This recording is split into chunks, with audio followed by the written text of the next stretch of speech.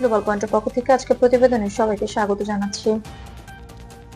ইরানে যুক্তরাষ্ট্র এবং ইসরায়েলের সাম্প্রতিক সামরিক পদক্ষেপের বিরুদ্ধে বিশ্বজুড়ে ব্যাপক প্রতিবাদ হয়েছে।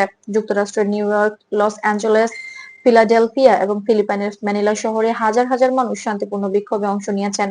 প্রতিবাদকারীরা অবিলম্বে সংঘর্ষ বন্ধ এবং কূটনৈতিক সমাধানের আহ্বান জানিয়েছেন।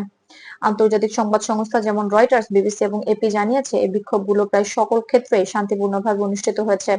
কিছু শহরে পুলিশ জনসাধারণের নিরাপত্তা নিশ্চিত করতে ক্রাউড কন্ট্রোল ব্যবস্থা ব্যবহার করছে, তবে বড় ধরনের দুঃখজনক পরিণতি ঘটেনি। বিশেষজ্ঞরা বলছেন, আন্তর্জাতিক বিক্ষোভ কূটনৈতিক চাপ বাড়াতে গুরুত্বপূর্ণ ভূমিকা রাখতে পারে, বিশেষ করে মধ্যপ্রাচ্যের ভূরাজনৈতিক প্রভাব এবং আন্তর্জাতিক প্রতিক্রিয়ার কারণে।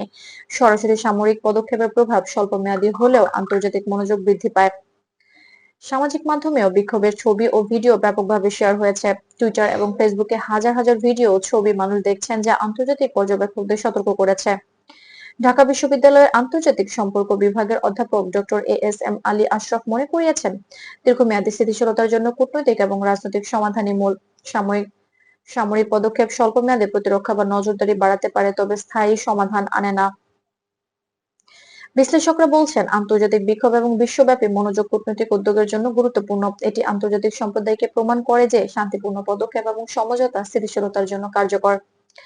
প্রতিবাদকারীরা শান্তিপূর্ণ উপায়ে আন্তর্জাতিক চাপ বৃদ্ধি করতে চাচ্ছেন, যাতে সংঘাতের ঝুঁকি কমানো যায় এবং মধ্যপ্রাচ্যের স্থিতিশীলতার জন্য কূটনৈতিক চ্যানেল সক্রিয় রাখা যায়। সংক্ষেপে, বিশ্বজুড়ে বিক্ষোভ এবং আন্তর্জাতিক মনোযোগ মধ্যপ্রাচ্যের সাম্প্রতিক পরিস্থিতিকে জটিল ও বহুমাত্রিক ইস্যুতে পরিণত করেছে।